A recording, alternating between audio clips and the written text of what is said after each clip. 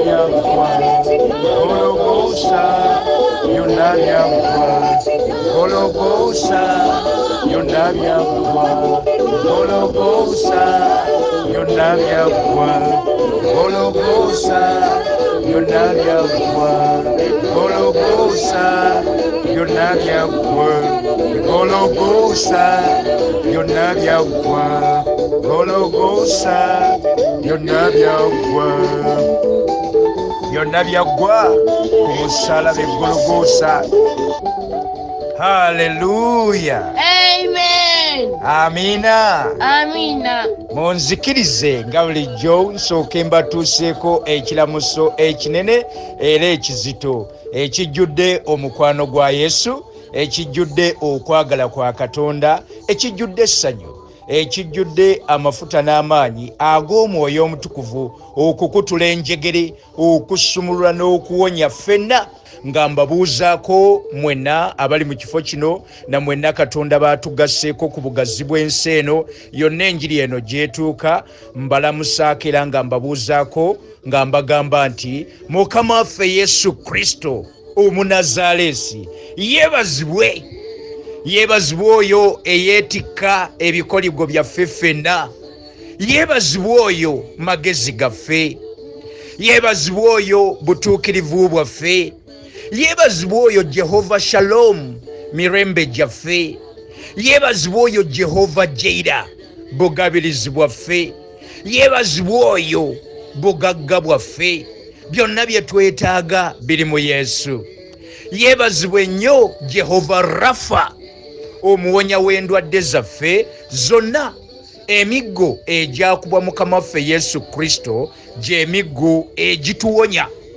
Yeebazibwe nnyo oyo atusumulula n'akutula agajegere gonna, n'aggyawo obuyinike, ebikoligo byonna, amaanyi agabisumulula era agabiggyawo agabikutula gali mu linnya lya Mukama waffe Yesu Kristo. Lyebazibwe erinnya eryo eryatuweebwa era eryatukuzibwa mu linnya lya Mukama waffe Yesu Kristo.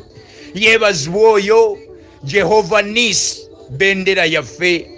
Yeebazibwe nnyo Elohim, El Shaddai, Adonai, nannyini buyinza, nannyini maanyi, nantameggwa, omuyinza w'ebintu byonna. Yeebazibwe nnyo Jehova Shama. Yeebazibwe nnyo Kabaka w'abakabaka, Mukama w'abaami. Yeebazibwe nnyo Katonda w'abajjajjaffe Ibulayimu, Isaaka ne Yakobo. Yeebazibwe nnyo omusumba w'ekkanisa. Yeebazibwe nnyo oyo omulyango gw'eggulu, munyenye y'enkya, Katonda waffe. Yeebazibwe nnyo omugaati gw'obulamu era omugabi w'obulamu, Mukama waffe Yesu Kristo. Yeebazibwe oyo Katonda omwesigwa, Katonda ow'amazima, Katonda atalimba, alabirira ekigambo kye n'ebisuubizo bye byonna n'abituukiriza eri ffenna abamwagala, abamunoonya, abamulindirira, abamwesiga, naawe agenda kukuyamba mwannyinaze. Oyo Katonda yateeka oluguudo wakati mu nnyanja n'ateekawo olukalu amazzi n'agafuula ebisenge n'embeerayo agenda gikulokolamu agenda gikusumululamu yonna gy'oli eyo omuliro gw'oyitamu gwonna weesige Mukama nti agenda gumalawo agenda guggyawo mu linnya lya Mukama waffe Yesu Kristo. Obwesige bwaffe bwonna tubuteeke mu Katonda waffe ye nannyini maanyi ye nannyini buyinza. Yeebazibwe nnyo nannyini kisa, yeebazibwe nnyo Katonda waffe nannyini kusaasira. Oyo eyatuyitira ekitiibwa kye ekitaggwaawo mu Kristo Yesu. Yeebazibwe nnyo, ekitiibwa n'ettendo tubiddiza Katonda waffe yekka mu Kristo Yesu. Haleluya, Amen. amiina, amiina. Bikkula wamu nange Bayibuli tubeereko ennyiriri ze tugabana. Tugabana ekigambo kya Katonda nga tugenda kutandikira mu kitabo eky'Abebbulaniya. Abebbulaniya essula 4 okuva ku lunyiriri olw'12 okutuukira ddala ku lunyiriri olw'13. Hebrews chapter 4 verses 12 to 13. For the word of God is living and powerful and sharper than any two-edged sword, piercing even to the division of soul and spirit and of joints and marrow, and is a discerner of the thoughts and intents of the heart. And there is no creature hidden from his sight, but all things are naked and open to the eyes of him to whom we must give account. Hallelujah. Amen. Abebbulaniya essula 4 olunyiriri olw'12 n'olw'13 wetuli awo wetugabana. Maze okubikkula n'eno Bayibuli yange ey'Oluganda. Bayibuli yange ey'Oluganda egamba bweti mu kitabo kino eky'Abebbulaniya essula 4 olw'12 n'olw'13. Kubanga ekigambo kya Katonda kiramu era kikozi era kisala okusinga buli kitala kyonna eky'obwogi obubiri, era kiyitamu okwawula ne kyawula obulamu n'omwoyo, ennyingo n'obusomyo, era kyangu okwawula okulowooza n'okufumiitiriza okw'omu mutima.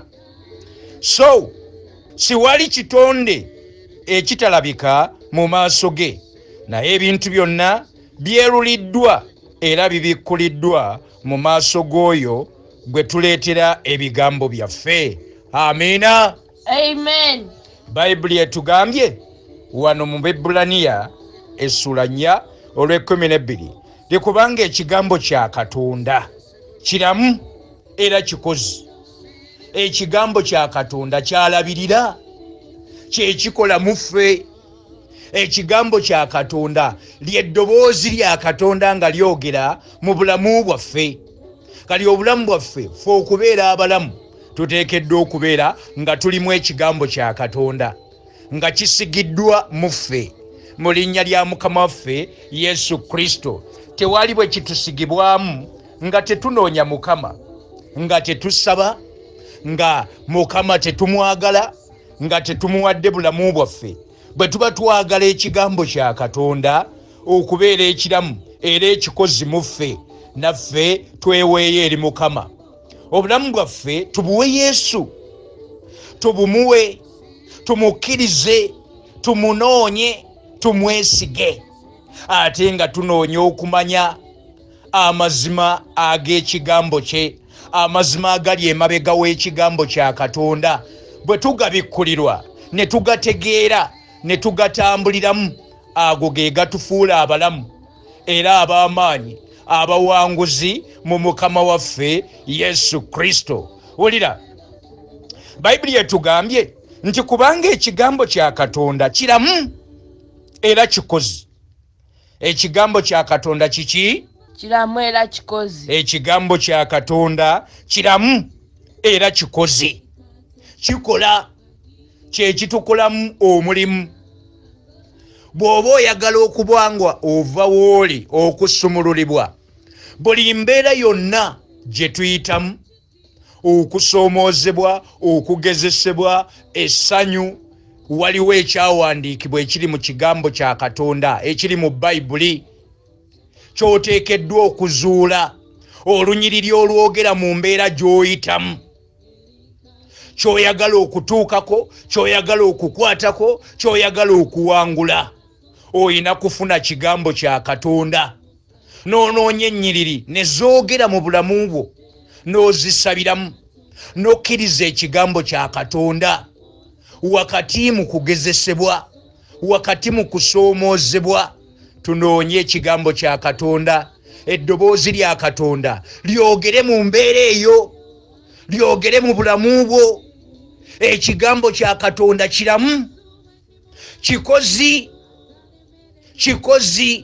Bayinza okuba olwaleero bakusekerera, bakusongamu ennwe, bakusongamu emimwa, bakuvuma, bakujerega, tebakussaamu kitiibwa, tebakulabawo. Eyo ku mulimu gy'okolera, eyo gy'osula, gy'obeera, eyo gy'otambulira, gy'osomera eyo, naye gwe weekwata ekigambo kya Katonda, kigenda kukolamu omulimu. Ekigambo kya Katonda kye kitukolamu omulimu, ne kitusumulula, ne kikutula enjegere. Katonda waffe alabirira kigambo kye. Ekigambo kya Katonda by'ebisuubizo bya Katonda eri ffenna abamwagala era abamwesiga, abamunoonya. Alabirira kigambo kye. Okwata ekisuubizo ekiri mu byawandiikibwa, ekiri mu Bayibuli, Mukama n'omugamba kyawandiikibwa nti onoowanga omukisa emirimu gy'emikono gyange. Mukama nsaba omukisa, ngero 10:22 n'oguyita. N'omugamba wayogera kyoteeka oteme ekkubo awatali kkubo. Isaaya 43:19 akola ekigambo ekijja, n'atema ekkubo awatali kkubo. Ate buli mulimu gwakola gulabika era gugenda kumanyika ne mu bulamu bwaffe. Mukama n'omugamba ng'osinziira mu bisuubizo bye.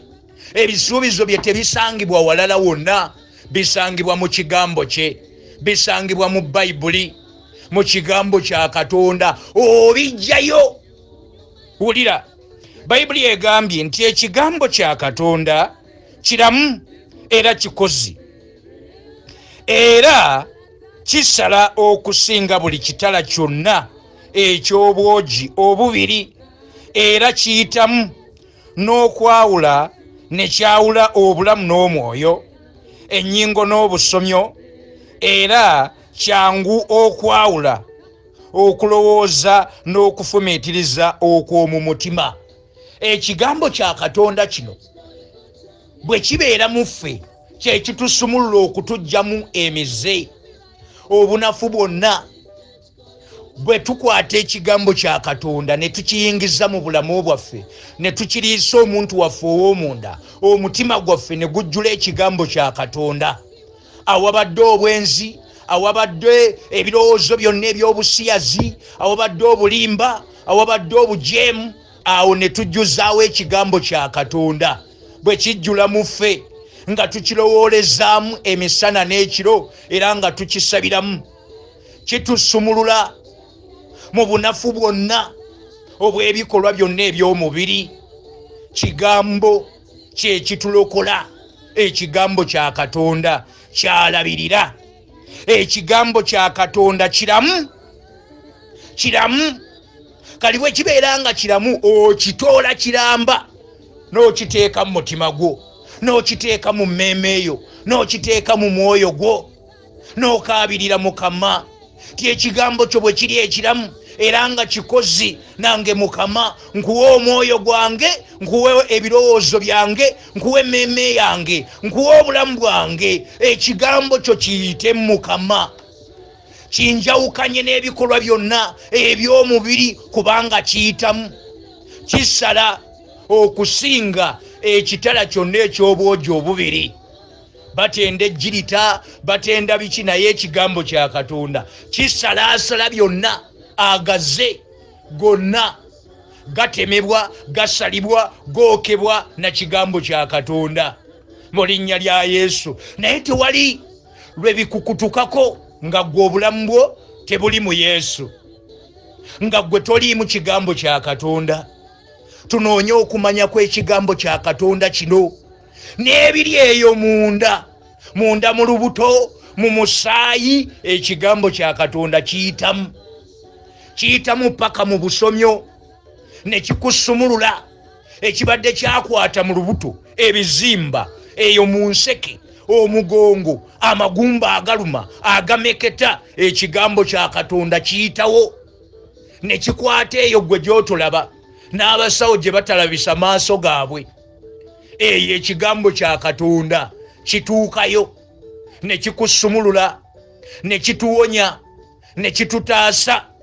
Olira, Bayibuli egambye nti ekigambo kya Katonda kiramu era kikozi, kisala okusinga buli kitala kyonna eky'obwogi obubiri, era kiyitamu n'okwawula ne kyawula obulamu n'omwoyo.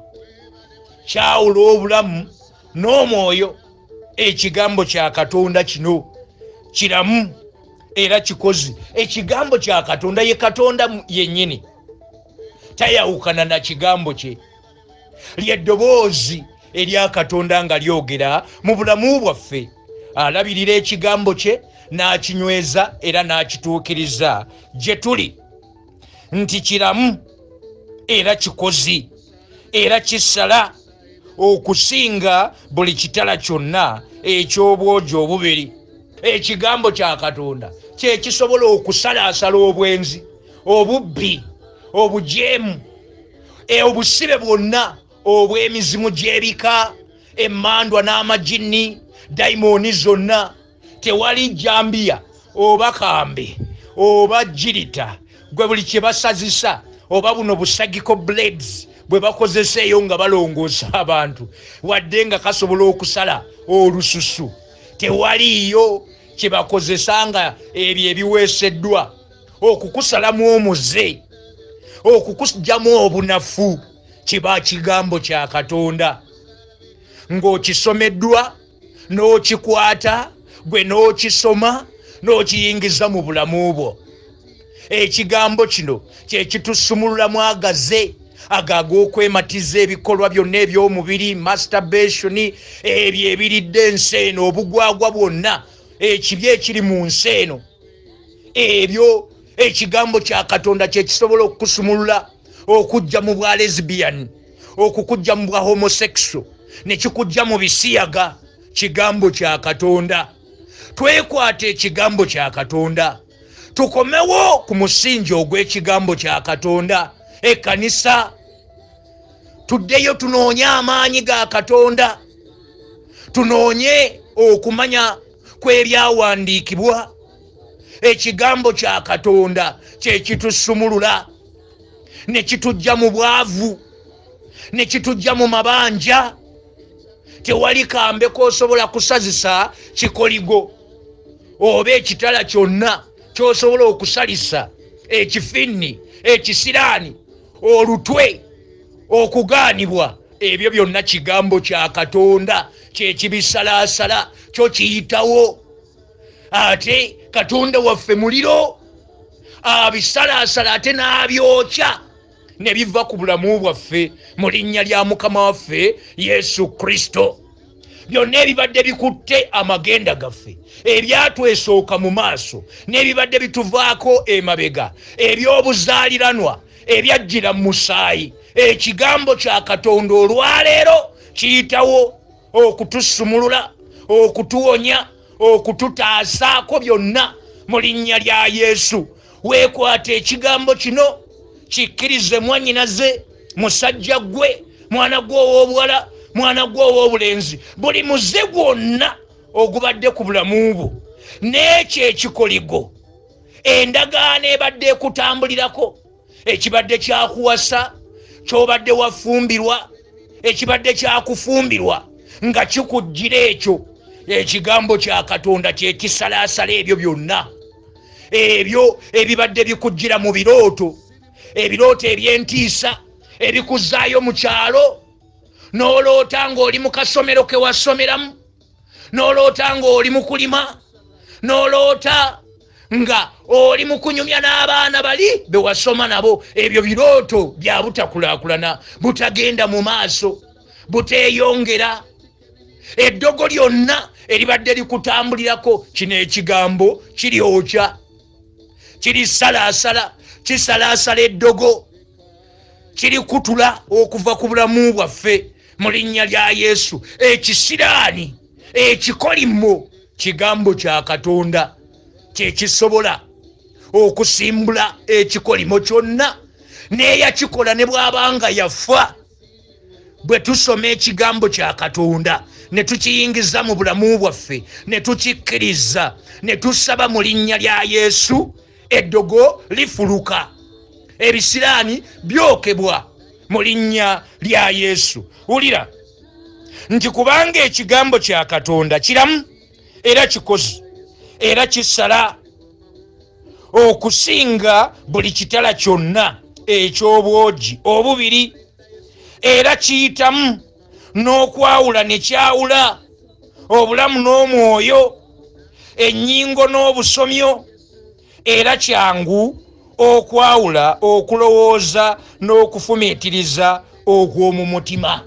Ebirowoozo ebiba byakuwamba byonna bwe twekwata ekigambo kya Katonda ne tukikkiriza, kisumulula eno kungulu, ne kisumulula obwongo, ne kisumulula omubiri, ne kisumulula omutima, omwoyo, emmeeme, ebirowoozo. Kigambo kya Katonda tukikkirize. Ekigambo kino kitusumulula, kyo kiyitawo, kisinga buli kitala kyonna gwe kyoyinza okulowoozaako. Kati twekwata ekigambo kino, tunoonye okumanya okw'ekigambo kya Katonda, amazima agali mu kigambo kya Katonda. Bwe tubikkulirwa the mysteries of the gospel, ekyama ekyenjiri eno ey'obwakabaka bwa Katonda, ne tukitegeera, ne tukyekwata, ekigambo kino kyekituwa amaanyi ag'omwoyo omutukuvu, ne tuwangula buli mbeera, ne tusomoka, ne tuva mu buwambe mu linnya lya Yesu. Wulira, so tewali kitonde ekitalabika mu maaso ge, naye ebintu byonna byeruliddwa era bibikkuliddwa mu maaso g'oyo gwe tuleetera ebigambo byaffe. Buli lwe tubeera nga twewaddeyo mu maaso ga Katonda, atusumulula. Katonda affe akebera mutima. Tewali kyosobola kukweka Katonda waffe. Omuntu osobola omuyita kulitalaba, ewaliwo abagaa nti yamuyise kulitalaba, oba yabadde azibiriza, oba yabadde asumagidde ne bamuyitako, naye Katonda tebamusumagiza. Katonda waffe alaba, ate akebera n'ebitudde ku mutima gwo nga tobyogedde, ayitawo. So ebintu byonna bibikkulibwa mu maaso ga Katonda. Naffe bwe tuba nga twewaddeyo mu maaso ga Katonda, omubiri gwaffe ne gufuukira ddala yeekaalu ey'omwoyo omutukuvu, nga tegukyatuula mu mize, teguliimu bikolwa bya Sitaani. Omwoyo ono omutukuvu bw'akolera mu ffe, naffe atubikkulira ebiba bikwekeddwa, by'obadde tomanyi. Katonda ffe n'abikubikkulira, n'abikwolesa. Awabadde akabi n'akulabula, awo toyitawo. Bizinensi gy'oyagala okukola, n'akulaga bizinensi entuufu gy'oteekeddwa okukola, n'agikubikkulira. N'akulaga abantu abajja gy'oli nga balinga emikwano, naye nga waliwo ekibeekweseemu. Kati bwe weewaayo mu maaso ga Katonda, ne twewaayo ffenna era nga yessaala yange, tweweeyo azibule amaaso gaffe ag'omwoyo, ate era aggule n'amatu gaffe ag'omwoyo, tuwulire eddoboozi lye era tuligondere, tulabe ebintu ng'eggulu bwe libiraba. Bwe tubeera bwe tutyo, atubikkulira gye tuba tugenda okuyitira, bye tuba tugenda okukola. Katonda waffe ateeseza mu ffe, n'atuteeseza tumukkirize tugulewo enzigi z'emitima gyaffe ayingire tumuganye ayingire mu ffe akolere mu ffe mu linnya lya Yesu omwana wa Katonda omulamu ye maanyi gaffe. Ulira Bayibuli egambye so siwali kitonde ekitalabika mu maaso ge. Tewali kitonde watondebwa Katonda na buli kitonde kyonna eriiso lya Katonda liraba wonna atulaba ffenna. Gwe ne bwe weekweka eyo mu kizikiza byokolera mu kizikiza eriiso lya Katonda likugenderako abeera akulaba. Kati tuve mu kibi twenenye twetereeze tweddaabulule mu ngeri gye tweyisaamu mu bikolwa byaffe mu njogera yaffe mu nnyambala yaffe tukole ebyo eggulu bye lisanyukira ebiweesa Katonda waffe ekitiibwa byayagala ebyo nga tukola okwagala kwa Katonda. Tusukkirire mu bikolwa byonna ebirungi mu linnya lya Yesu. Tusabe Katonda waffe ono atwalize ekisa kye kiri kye yatuyitira ekitaggwaawo mu Kristo Yesu nga bwe kyawandiikibwa mu kitabo kya Peetero ekisooka essula ey'okutaano olunyiriri olw'ekkumi. Oyo ajjudde okusaasira nannyini kisa eyatuyitira ekitiibwa kye ekitaggwaawo mu Kristo Yesu n'atugamba nti bwe tulimala okubonaabonako akaseera akatono ye yennyini mwene Katonda waffe agenda kututuukiriza agenda kutunyweza atwambaza amaanyi. Kati bino byebiro byaffe ebyokwambazibwa amaanyi ag'Omwoyo Omutukuvu tuwangule buli bikolwa byonna eby'omubiri ebikolwa bya Sitaani bive mu bulamu bwaffe twanirize ekigambo kya Katonda mu bulamu bwaffe twesige Mukama atwambaza amaanyi ge tuwangule ekibi mu nsi eno embi ejjudde ekibi ejjudde obugwagwa ejjudde obugwenyufu. Ffe tuteekeddwa okulokolebwa nga twewaddeyo mu Katonda waffe. Buli kitonde kyonna akiraba naye ate afaayo nnyo ku abo abamwagala abamunoonya abamwesiga abamulindirira abamusuubira. Nsaba ggwe nange tubeere mu abo abamwesiga era abamwagala abamulindirira. Olira Bayibuli etugambye waneeno mu kitabo eky'Abebbulaniya Abebbulaniya essuula eno ey'okuna tugabana olunyiriri olw'ekkumi n'olw'ekkumi. Olw'ekkumi lutugambye so siwali oba tewali kitonde ekitalabika mu maaso ge naye ebintu byonna byeruliddwa. Ebintu byonna byeruliddwa byokolera mu kizikiza eyo ne webbirira ng'obba ng'oyenda ng'olya ebisiyaga nga okumpanya olya enguzi byonna byeruliddwa mu maaso ga Katonda. Obanga ali mu kizikiza nga naye ery'eggulu lyo litaddeko ekitangaaza likulaba buli gy'otambulira abeera akulaba. Kati bw'aba atulaba ng'ebintu byonna byeruliddwa mu maaso ge naffe tukyuke twenenye ekibi tukomewo eri Mukama tuwone omusango tuwone egeyeena tuwone omuliro.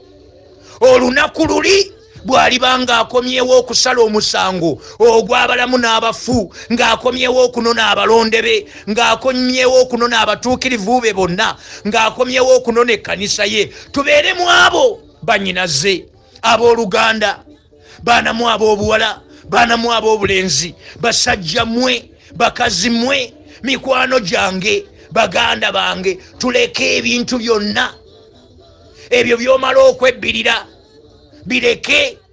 Leka enjaga, leka omwenge, leka obutamiivu, leka okunuusa ebiragalalagala byonna, leka obulimba.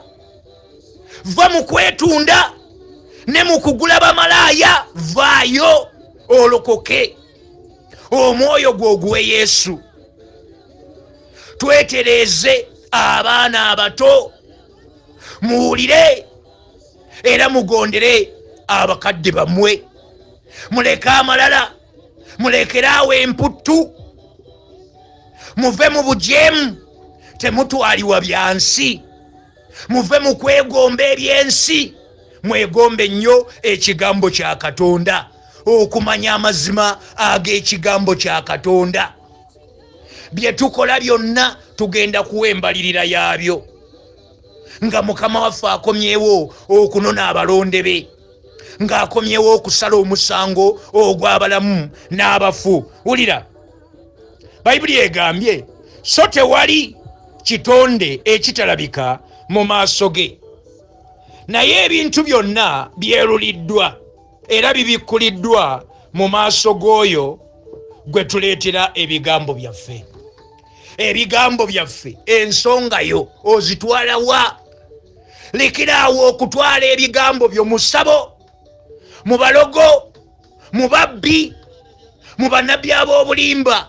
Ebigambo byo bireetere Katonda, omuyinza w'ebintu byonna, God Almighty, Abba, our Father. Ndi ye Katonda waffe, nannyini buyinza, nannyini maanyi. Elohim, El Shaddai, Adonai, ye Katonda waffe oyo gwe tuleetera ebigambo byaffe. Ebyo ebikusokasoka by'obadde wasirikira bigenda kulwaliza bwerere pressure, ogenda kukutukamu ogweri. Ebigambo byetikkule, byogere mukazi gwe, musajja gwe, mwana gwe ow'obuwala, mwana gwe ow'obulenzi. Ebyo ebibadde bikuleetera stress, ebibadde bikuleetera depression, nga toyogera, weeraliikiridde, otambulira mu kutya, mu kweraliikirira. Ebigambo byebyo tubireetera Mukama, gwe tuleetera ebigambo byaffe, abirowoozaako n'abikolako. Era ng'ekigambo kye bwe kyogera mu Peetero ekisooka essula ey'okutaano olw'omusanvu, afaayo eri ebigambo byaffe byonna bye tumuleetera. Ensonga ze tumuleetera azirowooza n'azikolako, afaayo gye tuli. Ebigambo byaffe tubigambye abantu ne batulyamu olukwe, ne batutunda, ne batwefuulira be twali twesige nnyo. Kaakati olwaleero vaayo mu maziga, weesige Mukama. Gw'oba ogamba ebigambo byo ebyo by'obadde otya, kati byogere. Oyina ow'okubigamba ye Katonda waffe eyakutonda, alaba buli kitonde kyonna, ekitonde kyonna naawe mwoli. Bwe weekebera ng'olina omubiri n'omusaayi, ng'okyassa, ng'okyayogera, otambula, osobola okubaako by'okola ng'okyali mulamu, oli kitonde kya Katonda. Ate gwe oli wanjawulo nnyo. Gwe nange yatutondera mu kifaananyi kye, yatutondera mu kifaananyi kye. Kale Bayibuli etugambye nti so tewali kitonde ekitalabika mu maaso ge. Atulaba ffenna, atulaba, nti naye ebintu byonna byeruliddwa era bibikkuliddwa mu maaso g'oyo gwe tuleetera ebigambo byaffe. Ebigambo byaffe tubireete ewa Yesu. Ensonga ezibadde zikuzitooweredde, ebigambo ebikwatagana n'abaana bo, ebikwatagana ne mukazi wo, ebikwatagana n'omwami wo, ebikwatagana ne projects zo, eyo gy'ozimba, gye wagula ettaka, gye wakola bizinensi, eyo gye wazimba, eyo mu mirimu gyo, mu kampuni zo, mu bidduka byo, mu faamu yo, ebigambo byonna ebifeeyo tubireeta wa Yesu. Gwe tubireetera ebyo ebibadde bikulemesa okwebaka, ebikulemesa okutambula, ebyo okugezesebwa kwonna kwe tuyitamu, tukuleetera Yesu. Ye muyinza w'ebintu byonna. Gwe tuba twesiga, gwe tuba tukwasa ensonga zaffe, tetuteekeddwa kumuvaako, tuteekwa kwesiga bwesizi linnya lye. Atugololedde omukono gwe okutulokola n'okutuyamba. Hallelujah. Amen. I said hallelujah. Amen. Bayibuli etugambye nti kubanga ekigambo kya Katonda kiramu era kikozi. Kati kiina bwe kigenda kukolera mu ggwe nga tokikkiriza kukolera mu ggwe, okukikkiriza okukolera mu ggwe, kkiriza Yesu omuyingize mu bulamu bwo, omuwe obulamu bwo. Kali ekigambo kino ekiramu era ekikozi, awo ekigenda okutandikira okusalaasala, okwokya n'okukutula ebikoligo byonna ebibadde bikutambulirako mu linnya lya Yesu. Kale emikono mu bbanga tusabe era tulangirire. Nzikiriza ng'olina ebigambo by'obadde wasirikira. Katonda gwe tuleetera ebigambo byaffe, gwe tubigamba, bimugambe ebyo ebikuluma, ebyo ebibadde bikweraliikiriza, ebibadde bikutiisa, mwanyinaze, musajja gwe, mwana gwe ow'obuwala, mwana gwe ow'obulenzi, mukwano gwange, muganda wange, saba. Yita Yesu, mutegeeze ensonga yo, mukaabirire, mugambe ekyo ekikutiisa. Ebigambo byo bigambe Yesu, bimutegeeze. Ffe wano nga tuwanise emikono gyaffe mu bbanga okulangirira era n'okusaba esaala eri Mukama waffe Yesu Kristo gye yatuyigiriza okusabanga bulijjo nga tugamba nti Kitaffe ali mu ggulu, erinnya lyo litukuzibwe, obwakabaka bwo bujje, by'oyagala ffe tubikole wano mu nsi nga bwe bikolebwa eyo mu ggulu. Otuwe leero emmere yaffe eya leero, otusonyiwe ebibi byaffe nga naffe bwe kitukakatako, okusonyiwa bonna abatusobya, abatwonoona, abatwesittaza, abatulyamu olukwe. Olwaleero Mukama tukwegayiridde, twambaze ekisa kyo, amafuta n'amaanyi g'Omwoyo w'Omutukuvu, nga twatula mu linnya lyo nti tubasonyiye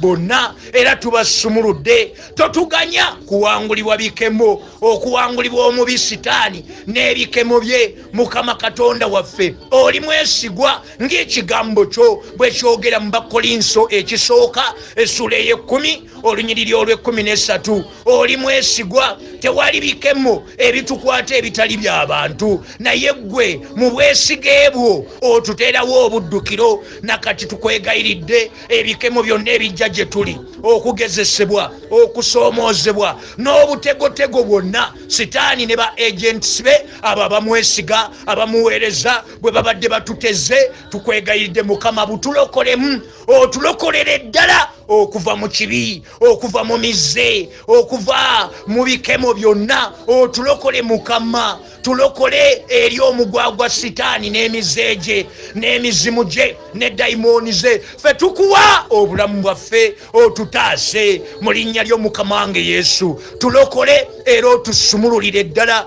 mu linnya ly'Omukama wange Yesu, kubanga obwakabaka n'obuyinza n'ekitiibwa bibyo era binaabanga bibyo emirembe n'emirembe, kubanga gw'obeera bumu gyo leero n'emirembe gyonna. Tokyuka.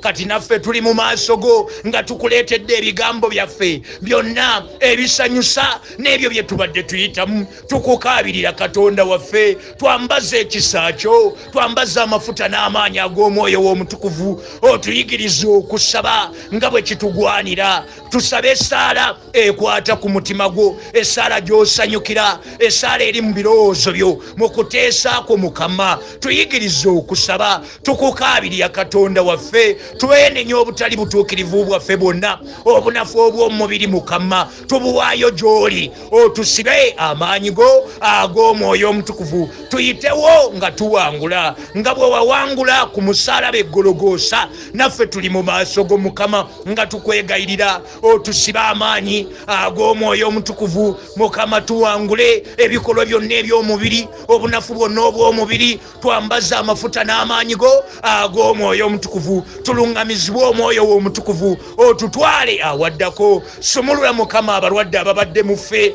twala endwadde zonna tambula ng'osumulula tambula mu malwaliro tambula mu makomera nga weeraga nga weeyanjula mu bubonero n'ebyamagero engalo yeesumula era ewonya Mukama waffe Yesu Kristo nsaba yeegatte wamu naffe ffenna mu linnya lya Yesu tutikkule emigugu tutikkule ennaku obuyinike okutya n'okweraliikirira byonna ebibadde byatwambala bitwale Mukama waffe Yesu Kristo ogaziye ensalo zaffe otutemere ekkubo weritabadde Mukama gabirira mu kusoma kw'abaana baffe balabirire Mukama ng'ekigambo kyo bwe kyogera mu Isaya 5:13 ti abaana baffe bonna baliyigirizibwa gwe Mukama n'emirembe gy'abaana baffe nagyo giribeera mingi ffe tetwazaala baana bakulaba nnaku jawo ennaku n'obuyinike ng'ekigambo kyera bwe kyogera mu Isaya 6:23 Mukama abaana baffe ly'ezzadde lya Mukama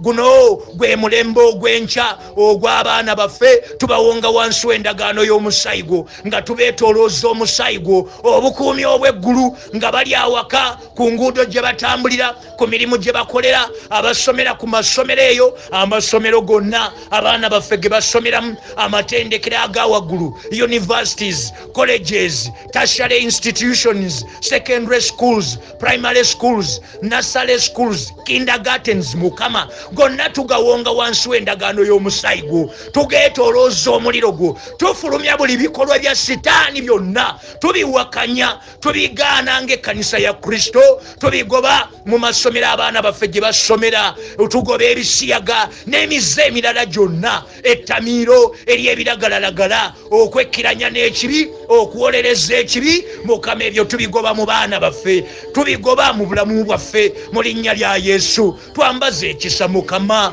otubikkulire amagenda gaffe tuyigirize amakubo go Mukama gwe yamanyisa Musa amakubo go Mukama olwaleero nga tukwegayirira naffe otumanyisa amakubo go tubikkulira amagenda gaffe tukutegeerera tukumanye mu linnya ly'Omukama wange Yesu yegwe amaanyi gaffe yegwe ettendo lyaffe tunaagulumizanga gwe Mukama tunaatenderezanga gwe Mukama tuteekerewo ekkubo weritabadde obugabirizi bujje gye tuli Mukama tugatteko abantu abo abali mu kuteesaako abali mu kwagalako abo omuli abaddugavu omuli abazungu ba partners in ministry ba partners in development ba business partners abo Mukama tubayita mu linnya lyo bajje gye tuli oba tugatteko Mukama abantu abo beweesigisiza bye twetaaga mu birooto by'otuwadde mu kwolesebwa kw'otwesigisiza nakwo mu birooto by'otwesigisiza nabyo twetaaga omukono gwo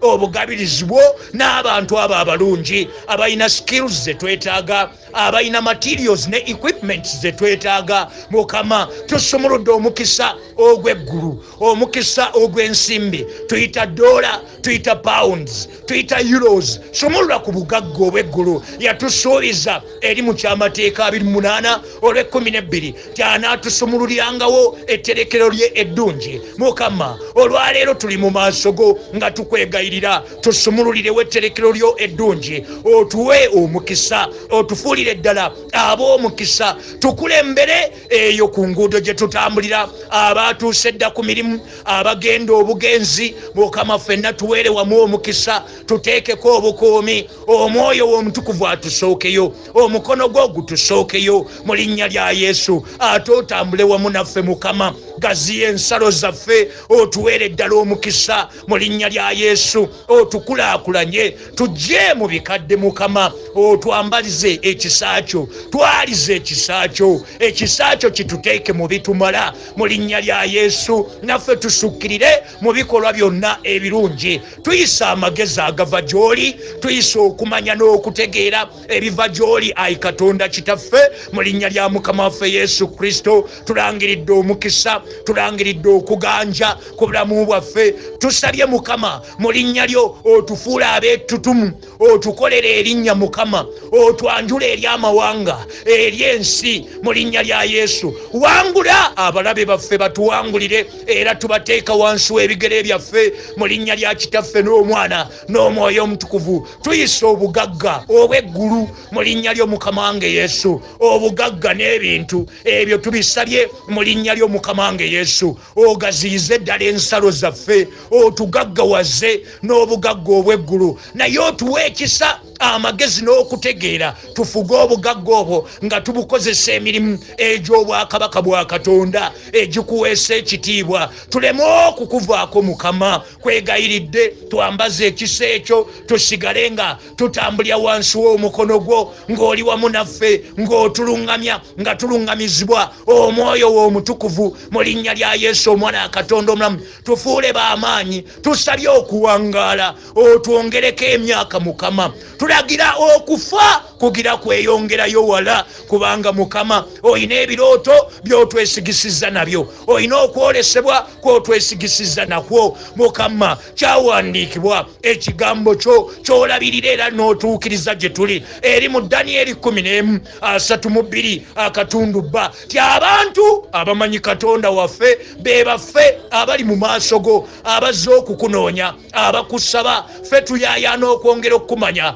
n'okukutegeera. Mukama, wagamba nti tuli bab'amaanyi era tulikola eby'obuzira. Tusibe amaanyi go ag'Omwoyo Omutukuvu, otunyweze, otutuukirize, okolere mu ffe eby'obuzira eby'amaanyi ebitabangako mu famire ze tuzaalibwamu, mu bika gye tusibuka, mu mawanga ge tuzaalibwamu. Bikozese ffe Mukama, gaziyiza ddala ensalo zaffe, omukono gwo gutuviireyo Mukama waffe Yesu Kristo, gubeere wamu naffe, ogende naffe ku makya, mu ttuntu, ekiro, akawungeezi, wonna gye tutambulira, gye tuweerereza, gye tukolera, ng'omukono gwo guli wamu naffe, ng'omukisa gwo guli wamu naffe, ng'otufuulidde ddala ba mukisa mu linnya lya Yesu. Weebale kubanga Mukama ekyo kitukoledde, weebale kubanga otuwonyezza endwadde, otuwonyezza obunafu, otununudde okuva mu bikolwa byonna eby'omubiri.